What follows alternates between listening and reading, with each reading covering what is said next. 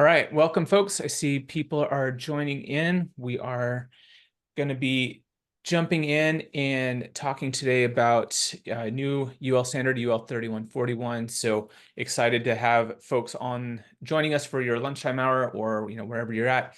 We're going to be going through talking about this. Have Jason Fisher with us here today. So as people are joining in, we had a lot of interest in this topic and excited to dive into it.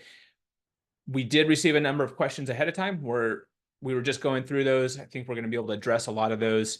And so, but we do definitely encourage people to ask questions. The one thing I do ask is to use the Q&A function within Zoom there. If you put it in the chat, it's just really very, very hard to monitor all those. So putting questions in the Q&A really helps us out. So just kind of keep that little bit of housekeeping going. And so yeah, appreciate everybody joining in and spending time with us. And we will be we'll be posting this as well to our YouTube channel. So you'll get notification of that. So you'll get all of that information as a follow-up as part of this.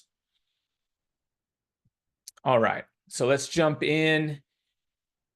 Welcome to Ask Mayfield Anything. My name is Ryan Mayfield. For those of you who I haven't met before, founder of Mayfield Renewables. And at Mayfield Renewables, we are a engineering consultancy. We do a lot of engineering work in the solar and solar plus storage industries. And we also do a fair amount of education. We'll talk about some of those things that we do around education as it's specific on this topic and around some stuff that we're doing coming up in October. We're having a education summit, so we'll get you some information on that. And we're out there trying to get information out for the industry. We're making our expertise accessible. And so, doing things like this AMA, we've started a new series that we're doing as well called Dispatches. So we're trying to help the industry move along, getting this kind of information out. I want to just I'm blazing through this stuff because we have a lot to talk about. I know that we're going to want to spend more time than not talking about this very topic. So just kind of want to get there. So today, Jason Fisher is joining us. Jason has his own consultancy, Solar Technical Consulting. Jason also serves on a number of standards committees, NEC committees, code making panels. So Jason, I'll let you introduce yourself because I know I'm not going to do it justice, but I really appreciate you taking the time to join us and talk about the topic. Yeah, no problem. Always happy to work with you all. Yeah, I think what's relevant here is that I've been in the industry for a while, since the mid-90s, a little bit too early, turns out, to get in this industry, but I've caught up for it now. I think what's relevant for today's discussion is that I've been a member of Code Making Panel 4 for the National Electrical Code, where PCS was first put in place, and there were just a few of us during the 2020 cycle that worked on this idea and got it into the 2020 code. And then I've also been a member of the technical committee, used to be SDP, for 1741, where PCS was originally put in, and then have been actively engaged along with plenty of other good folks in our industry on the development of UL3141. So I think that's why I'm here talking about it today. Yep, perfect. And yeah, always appreciate you taking the time. We've worked on other projects in the past, and so I appreciate you jumping in, talking about this one. So today's topic, UL3141, future power control systems, and we'll dive into some diagrams and some things like that. But setting the stage here, this is a new standard that's being put out there. So we are on the forefront. This is not a consensus standard, so there's still things happening at the technical committee level with this standard, and it's been moved. We'll talk about this, how it relates to 1741 and all that kind of stuff. So very much on the forefront of all this. So what we're presenting to you is information as we have it. I mentioned the summit that we're doing in Austin, Texas in October. We're actually going to also present a longer version of this class. So we're going to be able to learn more in the next couple of months, be able to add to, questions that you all are asking and things like that here as well, and be able to add to that. So encourage you to look at the summit if you're able to make it. Join us in Austin at the same in October. Would be great to do that. Okay, Jason, let's get into it. So I see a poll popped up. yes, That went up there. yeah, we have a poll, just a little bit of information for those of you out there in the audience, just to get a sense of who you are, kind of what you're looking for, and helps us understand. And we'll look at those and maybe be able to address some questions and things like that as we're going along. So power control system, what the heck is it? Why are we talking about it? What's going on? And so as people who do know me know, I can't go very long without talking about NEC or some sort of code. So we'll start off with talking about the NEC aspect of this, and then we'll jump into the standards part of it. But in the 2020 code, we had in Article 705, so in our article around interconnection for our generation sources, we have 705.13, talks about power control systems. And so you see there the language from NEC talks about a power control system that's listed to control the output of our production sources. So very clear there that what we're talking about is we're controlling our production sources, our inverters, our energy storage systems, what have it. And so that was introduced in 2020. And then because it's up there on the screen, in 2023, we changed the name of it from power control systems to energy management systems. And we reference Article 750, which is energy management systems. And so we are, looking at limiting the current and loading on the bus bars. And so now this word and load, or the words and loading, get thrown in there. So Jason, let's talk a little bit about kind of this evolution. And you've been on the code making panel, so you were part of this, you saw this. What was it in 2020 that we're trying to accomplish, and what is 23 trying to change? And I guess maybe even a little bit of a peek understanding on what can we look at for 26. Yeah. So this is the right order to talk about this, because we wouldn't have the term power control system without this change of the 2020 NEC. As I mentioned, it was started off with some public input around, people have often asked about the rules in 705.12 around that limit the connection of sources to bus bars and feeders and then eventually even services.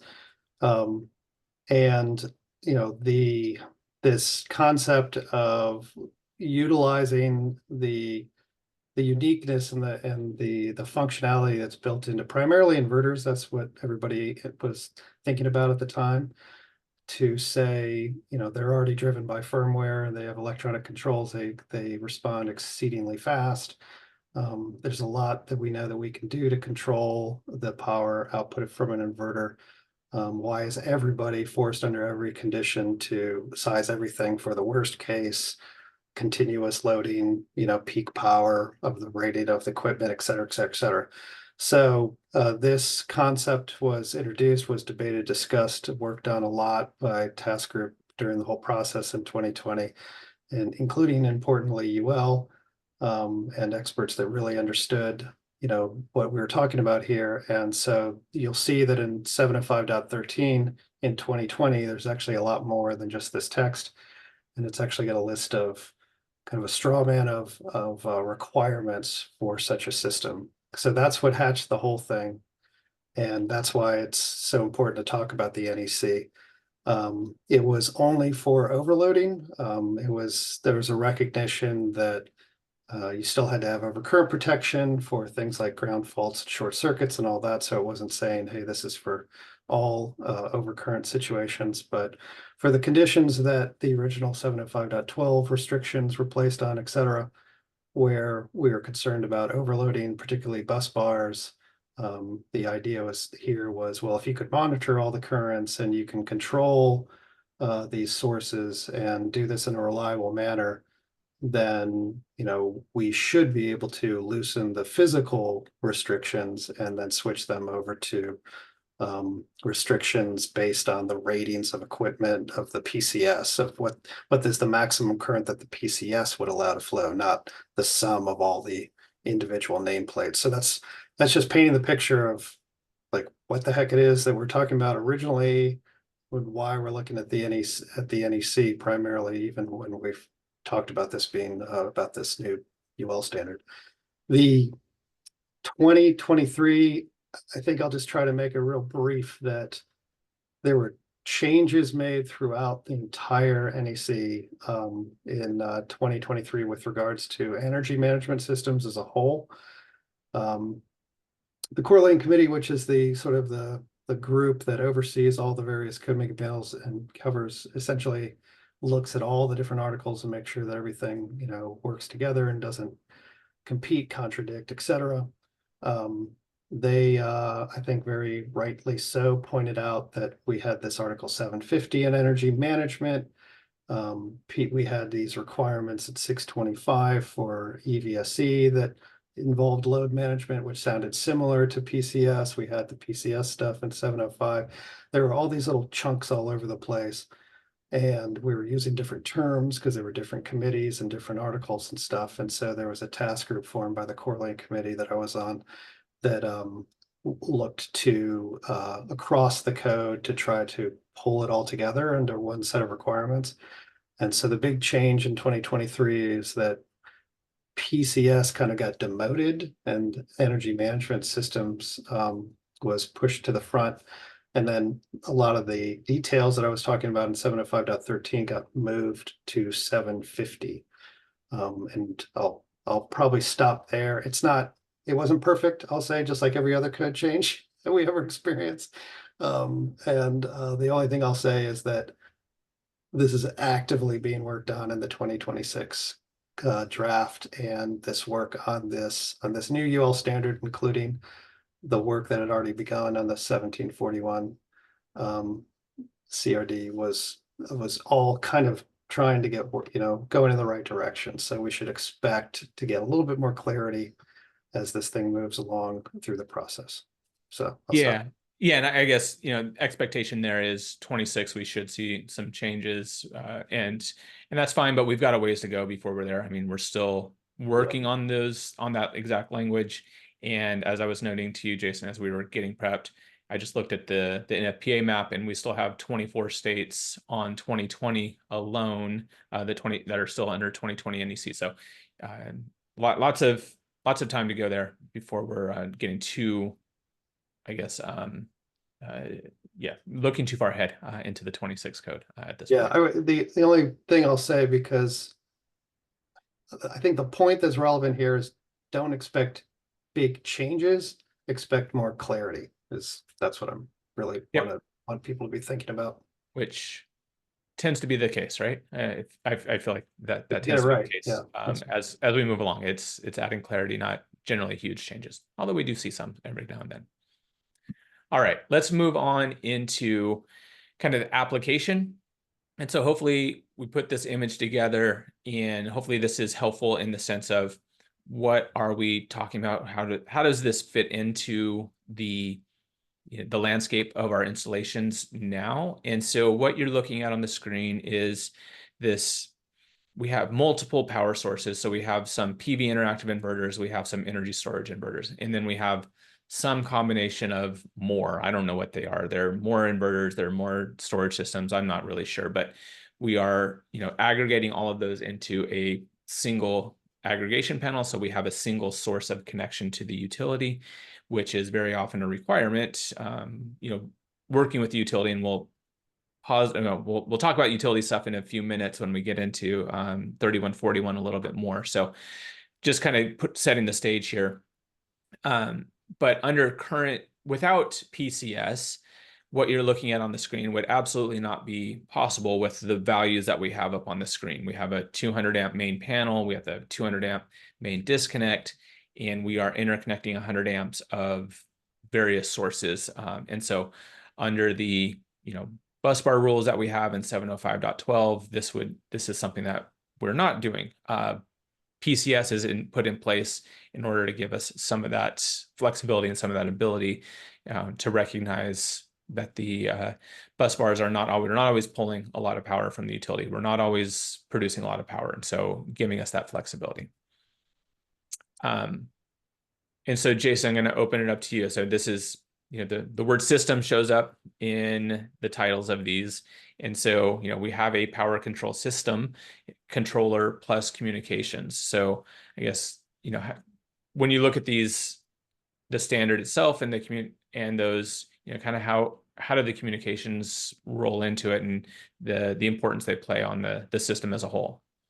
Yeah, I think that is the word system's critical here. That's the S in PCS. For a reason is that while people may have been able to build things like this using different components, this all might look pretty familiar to some people, where it's like, I'm using CTs, I've got some sort of controller thing, whatever it is. Maybe it's just a Raspberry Pi or something, but like you could envision how you could maybe do this with today's stuff, but it would never, that would not meet the definition of a power control system, because in order for this to work, and this is the importance of the standard, one of the elements had to be that this equipment was evaluated for various faults and failures, and it was shown to be sufficient with regards to its reliability to function, and that conditions that might cause problems to the system, because we are talking about preventing from overloads. Overloading conductors and bus bars could create heat. Heat could damage equipment, could create, faults, could create fires, etc. This is why it's critical. Things like these CTs getting flipped in the field, or being put in the wrong places, or something like this is, has to be included in the evaluation. All these sort of elements, the whatabouts, what ifs, have to be considered in order to even get a power control system evaluated to the standards that are available today. So that's, I think, the really key part about thinking of this as a system, is that it is a system evaluation, a system listing. And in this case, it would also include these inverters, because these inverters must be shown to also have gone through that same evaluation to say, like, well, what if you're yelling something at the inverter and it doesn't hear it? And then what does the controller do? What does the inverter do? These sort of things have to happen here. So that's why communication, coordination, reliability, etc., all is really critical with regards to the power control system evaluation. So this is showing a basic one that probably would be the type of add-on to somebody who already maybe manufactures the inverters, for instance. But there can be so many different flavors of a power control system. The NEC does not prescribe the construction or the elements or anything like that. And the standard, we're trying hard to make sure that it also doesn't restrict things. So it doesn't mean that I'll just say this clearly and then I'll stop, which is that you don't always have to include inverters. You don't always have to include specific inverters and stuff like this. There can be other solutions that are sort of add-ons. This is just an easy one to talk about. Sure. Yeah. And I think I like that point, and, kind of pull this up too. What we're showing in this image is one flavor of doing this. And we do have a slide here coming up in a few minutes, talks about the different operating modes, or the different modes that we are, can be working within the standard. So this is not to say this is what every single system is going to have to look like. In this specific one, we are, trying to illustrate that we can have the sum of power sources, inverters, and energy storage that exceeds our traditional 705.12 type interconnection. So that's really what we're doing, and using that controller to make sure that we don't overload that bus bar. So we are, just trying to illustrate one of the points. And we're going to bring this image back up towards the end and be able to kind of talk about it after we've talked about the standard and 1741 and all those kinds of things. So question came up about difference between 3741 that should read 3141 in the questions. Difference between 3141 and 1741 PCS. Way too many numbers and acronyms, but we're gonna have some slides that go over those directly. So sit tight, and we'll definitely get with that. And then a question came in, and this is a good one, Jason. I'm not sure. Could existing utility grade relays like a SEL 751 meet the requirements for this type of application? Yeah, it's a great question. I will say that just like all the other product safety standards and other standards, that NFPA 70, the NEC does not specify the standard that must be used. And there, I could see an argument to be made there, dependent on, your application and your jurisdiction. It of course comes down to your AHJ, but the concept of using something like relays as part of a PCS is definitely front and center of everybody's mind, with regards to this. So I think that in the near term, there's going to be a lot of innovation and exploration, and hopefully utilities and AHJs and others will work together to try to figure out how best to move forward with reasonable solutions. But I will say that the whole point to this effort is that in the long run, just like with grid interactive inverters and everything, you'll just eventually get one path, and everybody will follow the one path, which is this new standard for getting a PCS listing. Perfect. Great. Thanks. Okay. So before we jump into, we're going to talk about 1741 and 3141 here in a second.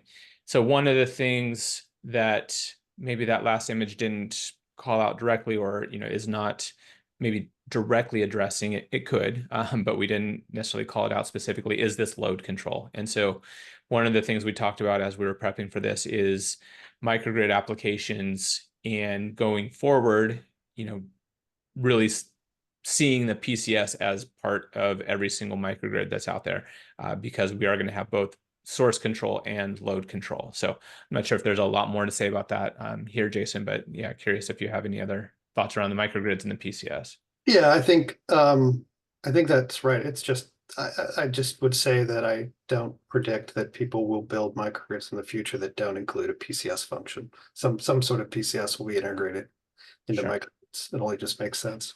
Okay, perfect.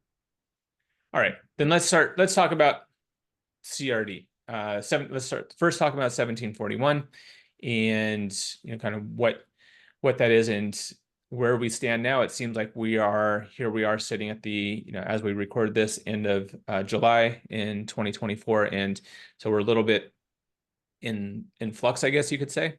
So I guess first off, Jason, if you could kind of walk us through this CRD, what its intention is, how it got put in place, and just, where does it sit within UL 1741? Yeah, so this was, as it's mentioned here, it was originally published by UL in 2019. I think it was pretty early in 2019. That's right towards the end of the 2020 NEC cycle. And that was sort of the goal of everybody that was involved, was to get something out there that we could use as sufficient to allow somebody to utilize the new language that was added in 705.13 in the 2020 cycle. Because of that, it was published as a CRD, the Certification Requirements Decision, which is, yes, not officially part of the ANSI consensus standard of 1741, but is it's quite common, actually, especially in 1741, for CRDs to be used for new technologies and stuff. It's sort of the basis of what eventually gets rolled into the whole standard, and we've done that before for other things, like when we switched from the isolated inverters to non-isolated inverters, for instance. That was a CRD to list your ungrounded inverters. So here's how this one started. It was very much written to focus just on power source control, although there was recognition for load control, but it was very much focused on the connection of power sources to bus bars and feeders and stuff. It was focused on overload prevention originally as it was drafted, because that's, like I say, the original impetus of this was 70513. But then right towards the end, these different optional functions for utility compliance came in that we can talk about in a second. I will say, because it's a CRD and the way that it's written, it does recognize that it's not necessarily just a UL 1741 device that you're evaluating. It could be devices or other equipment, that isn't listed for 1741. So you do see this being applied to equipment that isn't a UL 1741, doesn't have a UL 1741 primary evaluation on it. And the last point, I think we'll dig into a little bit later, but very quickly, and this is probably what a lot of people have had their first exposure to, is that right off the bat, it was used more for these optional ESS operations that we can talk about in a bit. So you're talking about the optional operations of just export versus import, and Yeah. how that interacts with the utility specifically. Yep. Okay. So it started in this CRD. Okay. So I think one of the things you just said ties into one of the questions that Mark just put out there was, asking about, are these going to be done in the field, or will manufacturers have the ability to list their equipment in combination with others? And so if I'm hearing you right, what you're saying is, if there is a manufacturer of a power control system that lives outside the inverter, doesn't have to be integrated with the inverter, that is going to be their path forward to be able to integrate in as a system outside of any other components. Is that right? Yeah, it's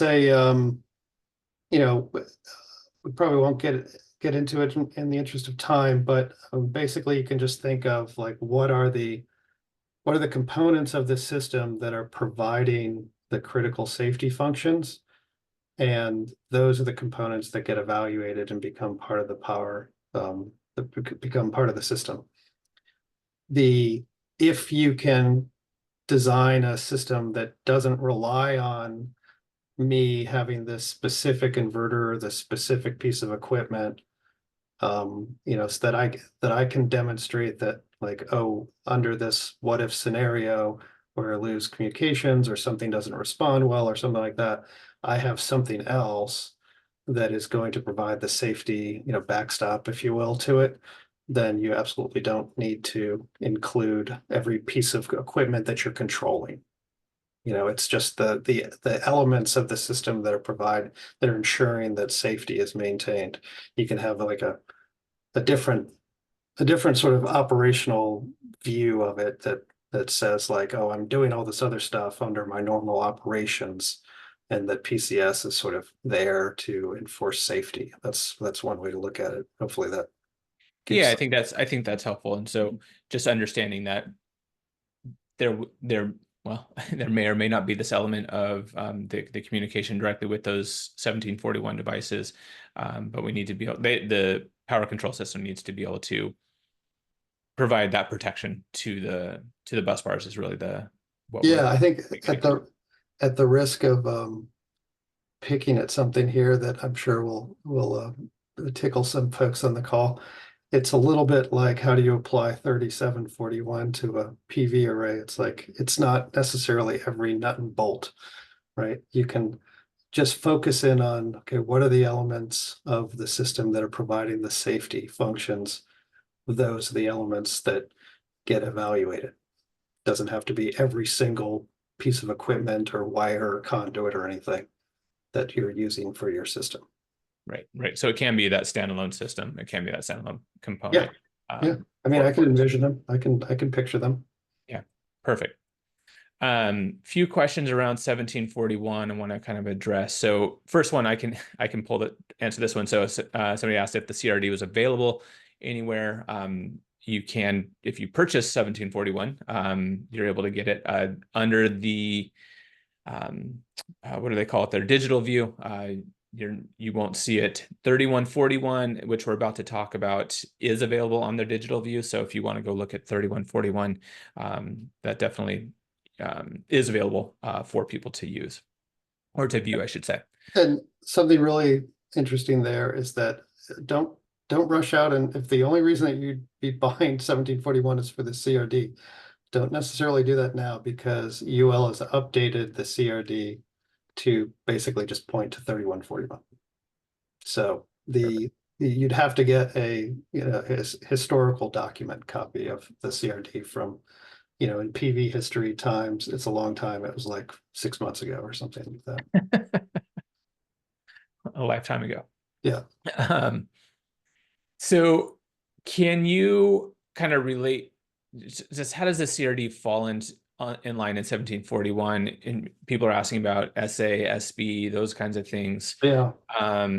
Is there any connection there, or is it just happens to be the PCS made the most sense to do as the CRD, this interim decision in 1741 while this new standard was being developed? Yeah, that's a great point. And it's, I'm sure that people, you shouldn't feel self-conscious to get confused or spun around on a lot of this stuff, because there is so much going on. But the point here is that I'll try to summarize. This is the UL process is to say that if I have an existing standard, so this existing 1741 that was at the time in its second edition when we first started this, I could try to change that document and go through the whole, very rigorous process they have of getting the entire committee to go through a number of cycles of voting and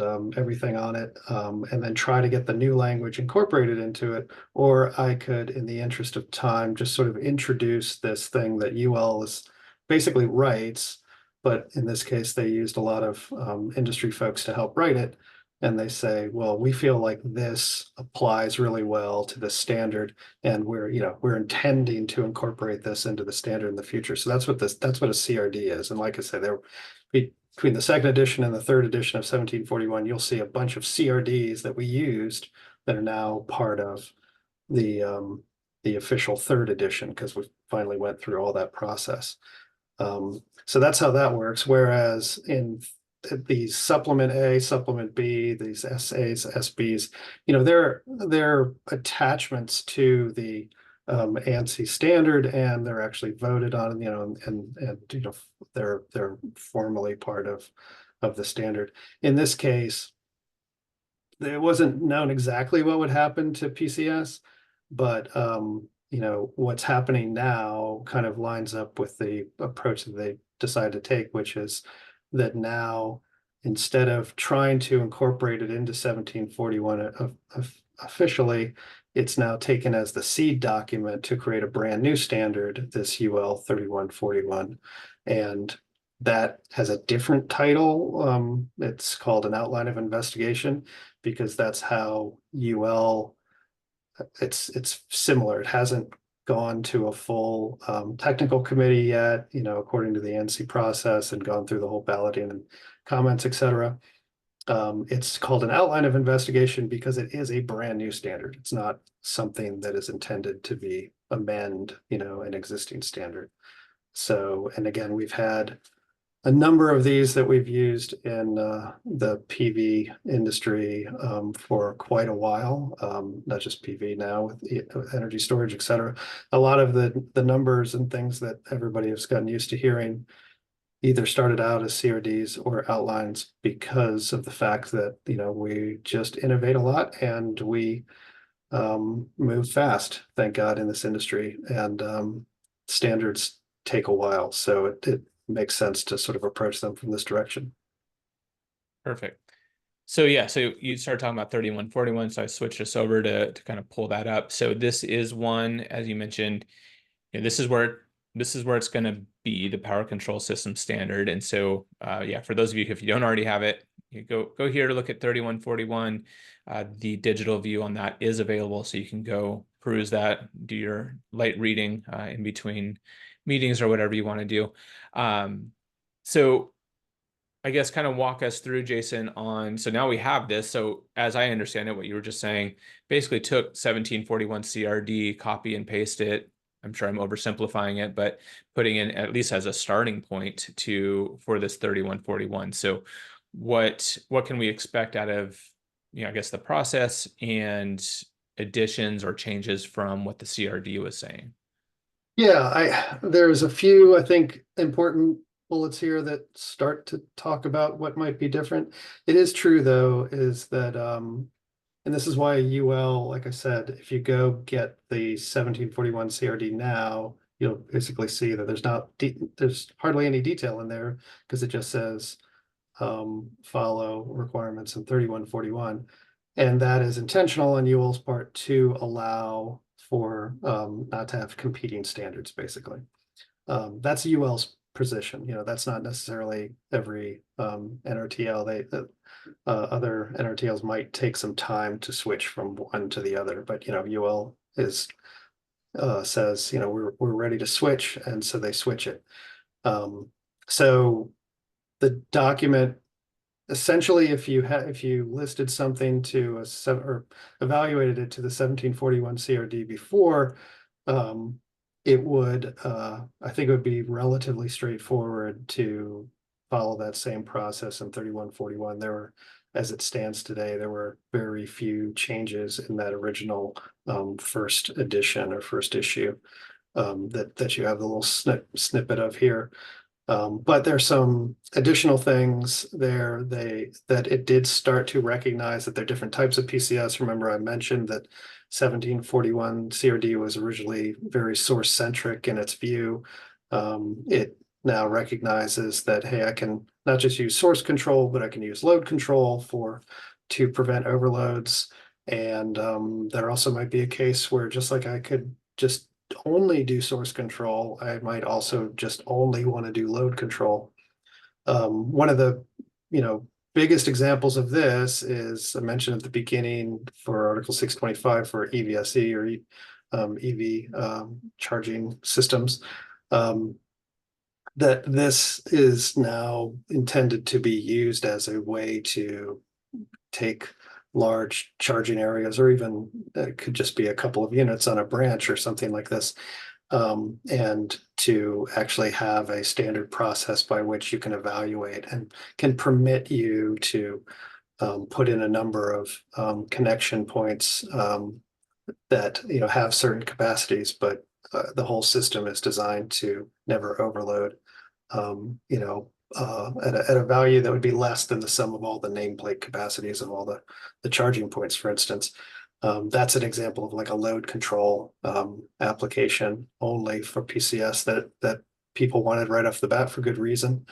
There's other things there's a pretty similar set of options, et cetera, in 3141 for these utility centric type functions, but there is, as this bottom line here talks about, there's work going on right now for the second issue of this document that I think UL expects to have out before the end of the year. I think confidently before the end of the year is what they would say, and I'm sure before. And in that second issue, there will be some more.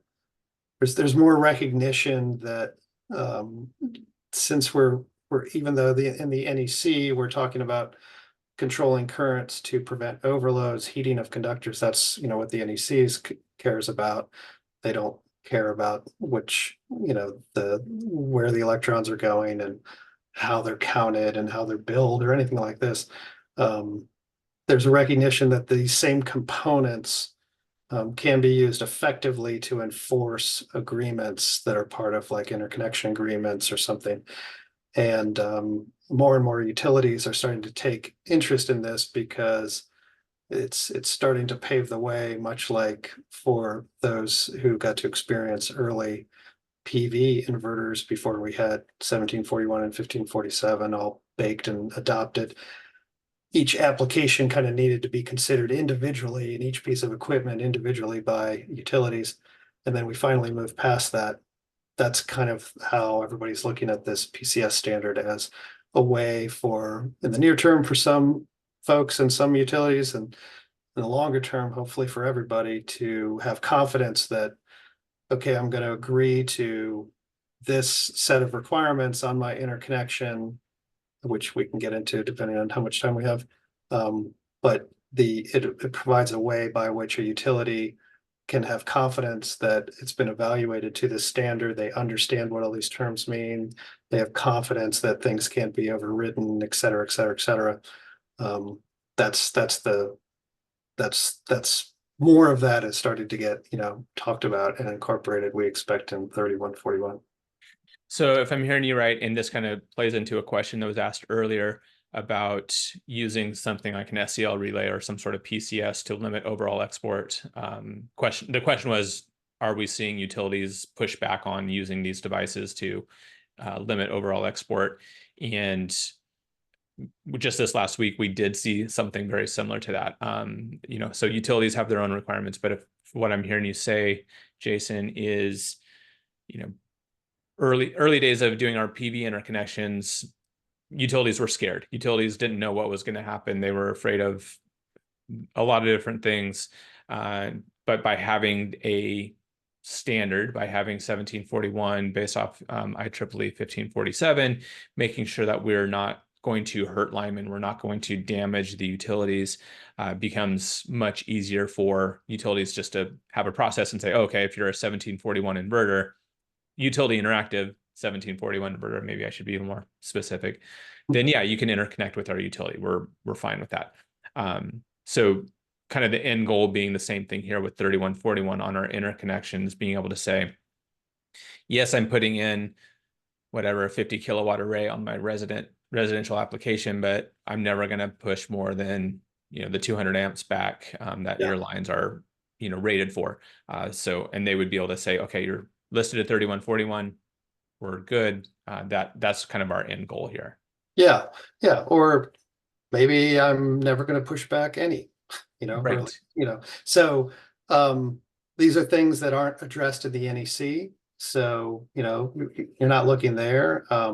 You could go to an individual utility maybe, and they would agree to it, but that's not easy.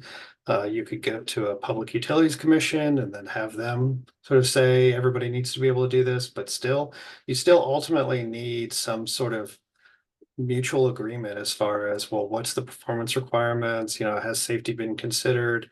How can I have confidence that it's going to operate the way that, I want it to operate, and it's going to fail safe? That's the whole point, where 3141 as a standard is starting to fill that niche. And, again, that's, at least this is my bullish view on it, is that it's a key component to the future smart grid, and piece, and like I said before, microgrids, et cetera, because it provides an avenue by which this industry, which has always had the best ideas and the best innovation, can keep on doing that, can keep on innovating, coming up with good solutions, and really leveraging the technology, which is so much different than rotational machines and all kinds of stuff. You can't really get anywhere with great ideas if you don't address the regulatory piece, particularly when you have utilities as part of the stakeholder. Yeah, absolutely. So a question that came up, and we talked a little bit about this, and so I'm not sure if you know exactly or not. Again, we're pretty early into this whole process, but question was, does a 1741 CRD listed device require retesting or relisting to 3141? So if I'm an inverter manufacturer that's already gotten the 1741 CRD, in the hopefully end of year next year, we have a 3141 standard. Is there going to be this requirement to go back and relist, or is it just on updates, new products, things like that? Do you know? Yeah, I mean, it's one of those great answers. It depends, right? I mean, the fact is that if you have a listed piece of equipment and you haven't made any changes to it and there's no reason not to, then nobody can take the listing away and say, oh, well, now there's a new version or whatever. But as soon as you start to change stuff, then that discussion starts to get a little bit more complicated. It might, I don't know if it makes sense in to talk about this with regards to, I think, what's the next slide? We're talking about the functions or yeah, happy to pull because that up. I think that's the example, is that, as I mentioned earlier, and this is sort of trying to answer that question and also trying to give a little warning here, is that these are these optional utility functions that were added. They're called optional because they were added to the CRD that are separate from overloading. I mean, the utility looks at some of these functions and says, well, you might not be overloading your stuff, but if we're not managing this power, we could be overloading, the distribution Mhm. side of things. So that's why they're kind of interested in this. And the reason that I'm kind of wanting to talk about this or start talking about this a little bit with regards to that question is that a lot of equipment, particularly inverters that have a PCS listing today, have been evaluated for one of these things, a very narrow thing. It's like I'm looking sometimes just at the terminals of my energy storage, equipment or something. And I'm just making sure that I can never input from the grid, or I can, so I can never charge from the grid, or I can never discharge to the grid or something like that. And I'm not even thinking about any other bus bar or conductor in the system or whatever. This is an example of something where the NEC is like, well, we don't care, because they don't, I mean, it doesn't care. I mean, it doesn't, the NEC isn't about performance or efficiency or cost effectiveness or anything like that. Right. But here we have this, and we have this ability to add these different sort of very narrow functions that may or may not be safety related, depending on your point of view, if you and the application. And so I think this is going to happen a lot, where somebody may have evaluated their inverters, inverters or something for one of these functions. And now they're saying, hey, we also want to add these additional functions. We want to start, Mm. thinking about this bus bar upstream or the size of the service conductors or something like this. And yeah, at that point, if you're adding anything, new functions or anything like that, then not only would I say that you will be required to look at 3141, but I would say you'd be foolish not to. Sure. Okay. Yeah, if you're changing your operational modes, then that would make a lot of sense. Yeah. So with Top level. respect to this slide and kind of these, so these are the operating modes that are listed in 3141. Is that correct? Yeah, this was actually it's in both. This is what started in 1741 CRD, Okay. and now it's been sort of transferred over. And these are the things in 3141. It's a little bit clearer though, which is nice, and it's getting clearer in the second issue of how you consider these functions with regards to the core function of a PCS, which is for overload control or overload prevention.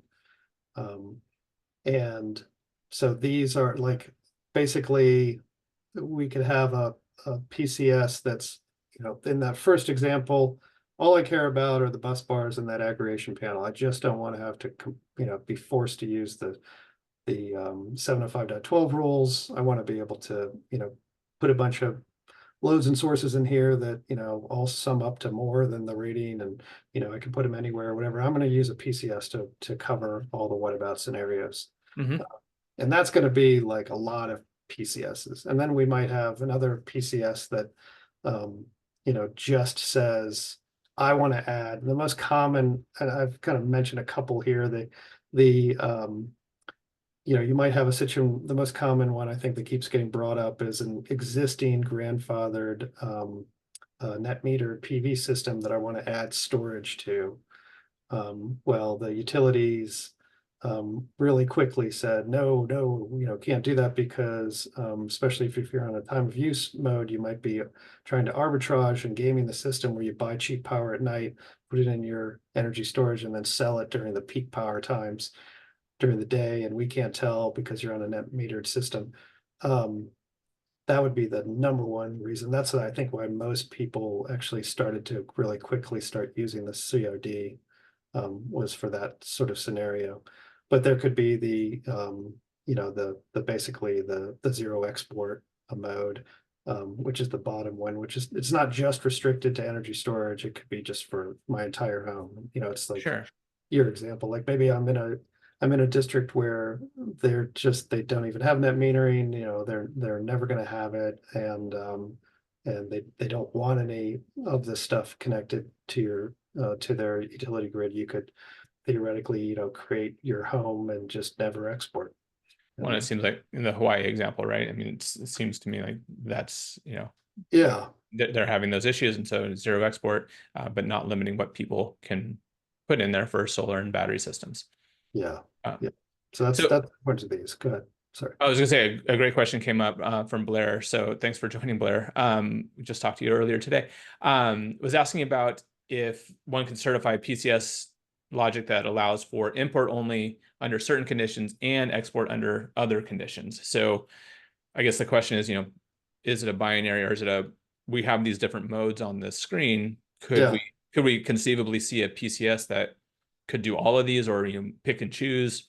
yeah, And I don't know how interactive or how dynamic that yeah. could be. It's a perfect example of where, those of us who have made the foolish decision in some cases, feels like, to be heavily involved in the standards development, where it's like we can really help to make sure that those doors aren't closed, unless they need to be closed. So the reason I say that is because right now, I say the NEC doesn't restrict that, of course, and the 1741 CRD did not. You could evaluate to all of these modes if you want, or one of them or none of them. And this 3141 first issue doesn't actually restrict that, of like, can I switch from one to the other on the same piece of equipment or whatever, as long as you've been evaluated for it.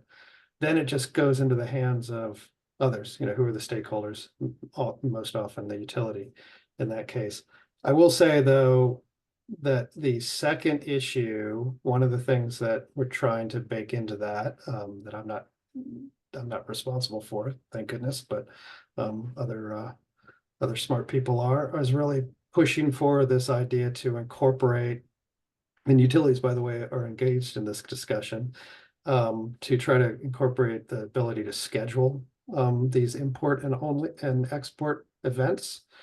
So you can imagine a world where either this one piece of equipment or a group of inverters, etc., could be held to a limit of either an import limit at some times of the day, export limit at other times of the day, and this could also be seasonal throughout the year. And that's, again, for anybody who pictures the duck curve in their head and starts to think like, well, how would we actually enforce this, not just across a state, but on this particular node of a utility system or something like that, you start to see how really smart approaches could be made, where you could allow the interconnection of systems that you otherwise wouldn't, because there's no way that it could handle export during certain periods of time, but then you'd actually want to have those resources, those DERs, for other parts of the day or the year. And this could all be pre-programmed into a PCS through this schedule. So it's very much future proofing, and it's very cool. But that's an example of how, this PCS as a solution, and this standard in particular, could be leveraged to do a lot of good work. Perfect. That sounds great. And very exciting. Question on, and this is, I'll ask it, but don't know, are there efforts to align the UL NEC terms, PCS energy management systems, are there actively being done to kind of help Yeah. clarify that language? Yeah, a little too active, but yes, Okay. it is definitely the case. That is the mission, the goal for many of us, is that at least by the time we get a NEC 2026 fully baked, that the NEC, the standard, we'll all be using sort of the same terms, and we'll all be talking about the same thing. Okay, cool. And then one last one that I'm going to throw out, but I want to get to the next slide. I think we had some points on this, and we're starting to run low on time. UL 916, is that, so Martin asked that question. Great to see you out there, Martin. UL 916, not one that I'm aware of. Is there some connection between what we're talking about here and that one? It is. It's one of the unintended consequences about the changes in the NEC 2023, was that PCS was kind of moved as a subset of an energy management system. As far as the NEC goes, their UL had this UL 916, which is energy management equipment. It was originally written, it's just a safety standard. It's was originally written, to handle, I don't know, like the little smart outlets and stuff like this. And there was some work done on it to kind of maybe start to address like demand response equipment, like those little switches that could be signaled from a utility or something. But everything, I'm on that technical committee, there's really nothing happening there, and everything is basically saying, that I know that UL is saying we have to make sure that that is still available to people who just want to list energy management equipment that doesn't have anything to do with overload or safety. Okay. It's just like, I'm switching lighting for occupancy. I'm just trying to do some energy efficiency stuff or whatever, but it is not going to be a part of this solution. Okay. PCS or anything. So adjacent, but not part of it. Right. Got it. Cool. Thanks. I did not even know about that standard. So thanks. Okay. I wanted to get this one up here. We're running low on time, but kind of just the point, Jason, you had, as we were preparing for this, certification alone, is not necessarily going to give us all the answers. So you need to be looking at instructions, evaluation report, and this just happens to be, we're not trying to pick on anybody, but it's California Energy Commission. If you go look at power control systems, they have some stuff that's on their website. And so, there's stuff out there that, and this gets into the point where we've talked about utilities, acceptance from utilities and things like that. And so this is going to be, I think, a big part of that acceptance and being able to use this in the future. Yeah. And this is a known gap or, potential conflict or whatever, but, the people that need to be aware of this in California are aware, and they're actively participating in the UL work on the 3141 standard. So this is going to remain a little bit of a complex area for a little while here, but just know that the trend, the direction it's going is really clear to everybody. I think that kind of matters. But it's a warning to folks that are just sort of dipping their toe into this topic now, is that this equipment list and this term power control systems, and you'll see that the CRD is specifically mentioned there for 1741. This is all talking about those optional tests, that sort of scenario that now some are calling NEM integrity, where it's like, what if I add a battery system, or, can I comply with this utility interconnection, whatever. So the unfortunate part is that this doesn't explicitly say, but it should, and maybe it will, that just because you're on this list means that you've been evaluated for overload protection of bus bars or conductors, because the vast majority of the equipment on the list that I know of has not been. It's just been evaluated for these optional tests, because those were sort of the most commercially attractive reasons to go get this PCS evaluation. So just a real strong point here is that don't just take the term PCS. Hey, we have a PCS, or we have PCS. The questions like, what does that mean? What are you controlling? Give me your documentation.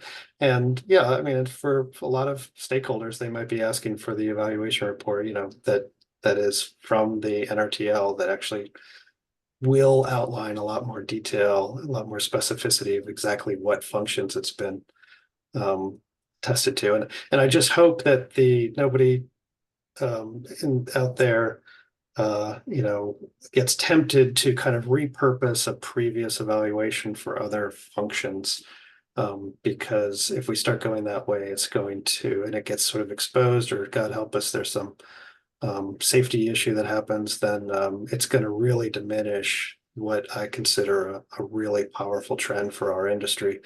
That PCS is really going to help get us past a lot of barriers in the future. Well, great. We talked about coming back to that image. We're going to have to skip past it. We're getting past time, or we're getting to time at this point. So I wanted to make sure to put this information up for folks.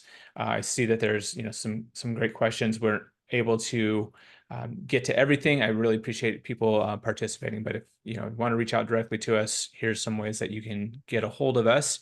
And by all means, I won't speak for Jason. We're happy to communicate with you, work with you, and try to help and answer questions as they come up for you. So I'm happy to hear from anybody. okay. And then just a couple last bits, as I mentioned, Mayfield Renewables, we do a lot of education. So encourage you to take a look at our website, some of the courses that we have available on a variety of topics. NABCEP certification or NABCEP CEU is available for all those things. So encourage folks to take a look at that. Appreciate it. And as I did mention, and we put in the chat, I know we have our first ever education summit. Jason's going to be there. We're going to be talking about this very topic at greater length. And we have, we'll have more information come October 3rd. So if you're able to join us, really appreciate people participating and coming out to Austin and joining us for that education summit. It should be a great time. And then finally, the last one is next month. As a precursor to that education summit, we're going to be talking with some folks about building the next generation in the solar plus storage industry. So really a lot around education. We have a great panel that's going to be able to participate, give their perspectives, and help us understand kind of where we're going on that front. So thank you all again for joining. Jason, I really appreciate your time. I know that this is it's a lot to digest, and be looking for more from us soon on this very topic.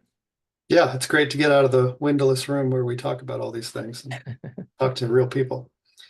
Awesome. Thanks for the opportunity. Yep. Thanks. Have a great day.